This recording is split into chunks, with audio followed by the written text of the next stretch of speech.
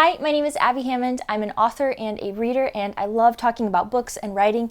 And today I wanted to do something different from usual. I usually just talk about books, but today I wanted to talk a little bit about something regarding writing. And this is the greatest storytelling lesson I've learned from a video game, and it's something I've employed in every single book I write ever since I learned this. And this game series, the way it starts, totally changed how I start my books. So at the very beginning of the first Mass Effect game, you open up on this conversation between two characters, and they're basically discussing this war that's going on, what they're going to do, this investigation they're about to start, or this planet they're about to land on, and they're talking about who's the best person to bring along. And they're discussing this person named Commander Shepard. Right from the get-go of this game, you are thrown into this story that's already happening. So the world already existed before you, clearly. The characters already know each other. The characters have pre-existing relationships. That's one of the things with Commander Shepard. She already has pre-existing relationships with all these characters. When you go and talk to them in this game for the first time, there's no, hi, I'm so-and-so. It's, oh, hey, Commander Shepard, blah, blah, blah. Like, people already have relationships with the main character that you're playing as, even though you've never done anything in this game world before, because it's starting right then. When a story is effectively able to, I open the page, I read the first few sentences, and I am immediately drawn into this world that feels alive. That makes all the difference. And I think the way that that's accomplished, that I learned from just this video game, it just blew my mind when I started playing it. It was like a light bulb clicked and something shifted, and I was like, oh wait, that's how I should start my stories. When things are already happening, when you're dropped into the middle of a conversation, when people have pre-existing relationships, when things are moving, action is happening, and you're dropped into the middle of it from the start, it makes everything feel that much more alive and makes the characters feel that much more realistic. So the way I've approached storytelling from ever since seeing that is, rather than doing maybe an exposition dump or a monologue or sort of a slow opening at the beginnings of my books, I've always approached it with, how can I draw the reader in by starting the book off with something that makes them feel involved in the action already, or involved in what's going on without being too confusing, if that makes sense. So I want there to be questions when the reader starts reading the book. I want them to enter into it and think, wait, I want to know what's going on here, because then it grabs the reader's attention and interest, but it's not overwhelming at the same time, and you've got all these questions and things. So for instance, with my book Fogcrest, I start out with the sentence, I do not belong in Fogcrest. And this is from one of the main characters' perspectives, Natalia. And she starts describing this diner that she's in. Actually, I might as well just read it. To demonstrate this, I actually grabbed a couple of my books and I wanted to read the openings just to show you the different ways that I try to employ this storytelling tactic. And for instance, in my contemporary books, sometimes I like to just have two main characters or two characters just talking, and the book opens on their conversation. And to me, that's interesting because I'm not opening on one character sort of monologuing or thinking about something. I'm not opening on just sort of seeing this character start out their day. I'm opening mid-conversation between two people that already know each other and know more about each other than the reader currently knows about either of them. And I think that is interesting because it sort of, in a way, hopefully drives some questions for the reader, like, oh, who are these people? I'm curious, I'm nosy, I want to know what they're talking about, things like that. What's their relationship? Who are they interacting with? And dropping little hints, dropping little things that aren't going to be explained yet, but will be explained in the future. So dropping names or dropping hints to things that might have happened, or uncomfortable things or upcoming things, just trying to keep those little breadcrumbs, but right from the start, so it's engaging. You have to make sure that whatever you're dropping them in the middle of accurately reflects what the rest of the book is going to be. In my book, Dear Patient, Sincerely Lucy, that's a rom-com. So I'm not going to have this crazy action scene at the beginning that's like, whoa, what's going on? And then nothing in the book is related to that. For that book, I start out with a conversation between the two main characters. And they're at work and they're just doing their job, and just in the middle of a conversation, we just cut in. It's not like they say, hi, and how are you doing? And then the conversation starts. Cut in right in the middle at a part that would hopefully be interesting to the reader. And that sort of sets the tone for the rest of the book, because it's a conversation between two main characters showing some of the emotional tension and things going on, but it's nothing that is crazy or isn't going to happen again. Whereas, for instance, in Fogcrest, which is a science fiction mystery that I've written, it's one of my favorite books that I've written. I mean, I only have like 4 right now, so I guess all of them are my favorite books that I've written, but I wanted to read the beginning of this one to sort of show you how I wrote this. So this one is more of a creepy, suspenseful mystery vibe. There's no romance or anything, so it's different. And so I wanted to read you the opening to see sort of how I tried to implement that. This is the first book I wrote after learning that opening and seeing that opening in Mass Effect, and this is the first time I tried to apply this, and I think it worked well. I've had a lot of people hooked from the first sentences they've told me, which is always my goal. So this is the opening of Fogcrest. So it says, I do not belong in Fogcrest. Everyone in the diner is watching my every move, sneaking peeks over newspapers, pointing and speaking in low tones, some even openly staring. It's clear this is a small town, one that doesn't get visitors, and one where visitors certainly aren't welcome to stay. But I don't have a choice. I'll be staying here for the foreseeable future. So then that's just where it opens, and then the bartender approaches her and is getting her a drink. She starts asking questions, and then on the first page, or the second page, the next character walks in and sort of interrupts before anything really happens, and she's asking questions, and suddenly you find she's asking questions about where her aunt and uncle are, and they're missing. And so you're sort of getting all these crazy little details and little breadcrumbs right from the start of that first chapter, and right from the very get-go. We're just sort of kicked off in the middle of this place where obviously things are going on. This character's already been here. People are kind of creepy. Another woman just walks in and her aunt and uncle are missing suddenly, and just all this stuff is happening. And that sets the tone for the book, but it also draws the reader in quickly because they're engaged. Like, what's going on? Who are all these people? Why are people missing? I have all these questions. So that's my goal with opening stories in that way. And that's not to say that you have to open books that way.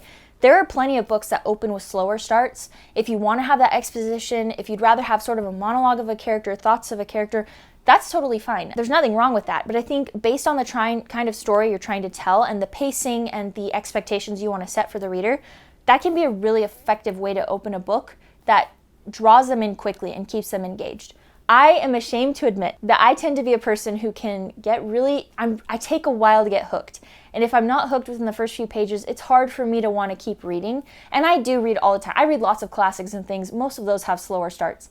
But that sort of beginning really hooks me. And I wanted to show another example. With Molly, I started it with sort of mid something going on. It's still mid, so it's Molly opens up the story and she's thinking about what she's doing, and sort of a flashback happens, but it still sort of drops you right into the middle of what's going on because she's already actively on her way to a small town, but you get the conversation. It's hard to explain. Let me just read the beginning. So it says, I'm not sure why I made that trip out to the coast. I told myself that it was because my fiancé, Elijah, had wanted me to. You only have one mother, he'd said, and you'll only have one wedding to invite her to. We hope, I snorted. He ignored my sarcasm. Come on, Molly, if you don't at least try to reach out to her, you'll regret it for the rest of your life. I frowned. It's not that simple. It should be. Yeah, well, she should have raised me, but she gave me up for adoption the second I was born. Nothing about this situation is simple. Elijah frowned. She must have had her reasons. Maybe she didn't have the means to raise a kid on her own, or then why did she keep my sister? I snapped. So right from the very first page, you're seeing Molly is driving out to the coast somewhere, and she's not sure why, but then you see this conversation between her and her fiancé where you find out she was adopted. She's going to meet her mom, but she doesn't know why her mom kept her sister and why she was given up for adoption. And that's sort of this hook that hopefully draws you in, sets the proper expectations for the book. Again, this one's not a creepy science fiction mystery, but it still sort of I try to emulate that same sort of opening where it's interesting, it's engaging, it drops you into the middle of something. And there was only one other example I wanted to give, and that's from a book I did not write. It's from The Painted Veil, which is one of my favorite classics. And the way it opens is the reason I bought the book, because it grabbed me immediately. And I'm going to read that real quick. So The Painted Veil is a classic, and it is about a woman who has an affair. And her husband forces her to go with him. This is set in the early 1900s, maybe late 1800s, I'm not quite sure. But her husband forces her to go with him to this place where there's a cholera outbreak because he's a doctor. But it's basically a death sentence for both of them. And so basically he's trying to murder her because she cheated on him. And it creates it's a really good story. Sounds really dark, but it's actually fantastic. So deep, so many good messages. But anyway, the opening is what grabbed me. And this is the opening. She gave a startled cry. What's the matter? He asked. Notwithstanding the darkness of the shuttered room, he saw her face on a sudden, distraught with terror. Someone just tried the door.